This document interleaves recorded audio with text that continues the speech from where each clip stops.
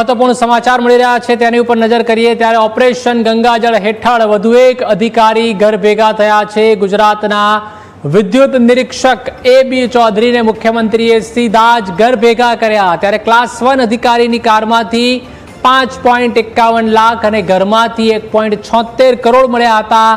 1 જૂને એસીબીનો કેસ નોંધાયો ત્યારે 10 જુલાઈએ ગંગાજળ પીવડાવી દેવાયું। હવે એ.બી. ચૌધરીની સઘળી સંપત્તિ પણ રાજ્યસાત થશે ત્યારે એ જેલમાં પણ જશે।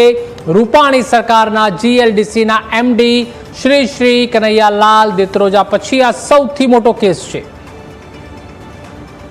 વધુ માહિતી માટે સંવાદદાતા મલ્હાર જોડાઈ ચૂક્યા છે। મલ્હાર, જે રીતે એક બાદ એક જે બાબુઓ છે, જે અધિકારીઓ છે, જે ભ્રષ્ટાચારનો બોરિંગ જે છે તે દર હંમેશ વધારતા હોય છે, ત્યારે વધુ એક જે ભ્રષ્ટ અધિકારી છે તેમના ઉપર કાયદાનો સકંજો કસાયો છે, શું વિગતો?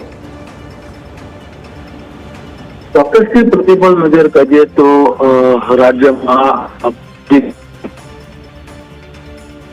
ઓપન ગંગાજળ નામનું જે છે તે હથિયાર ઉગામ્યું છે। અગાઉ પણ રાજ્યના મુખ્યમંત્રી દ્વારા જે છે તે ભ્રષ્ટ અધિકારીઓની જે છે તે નિવૃત્તિ પહેલા જ વય નિવૃત્તિ જે છે તે આપી દેવામાં આવી છે।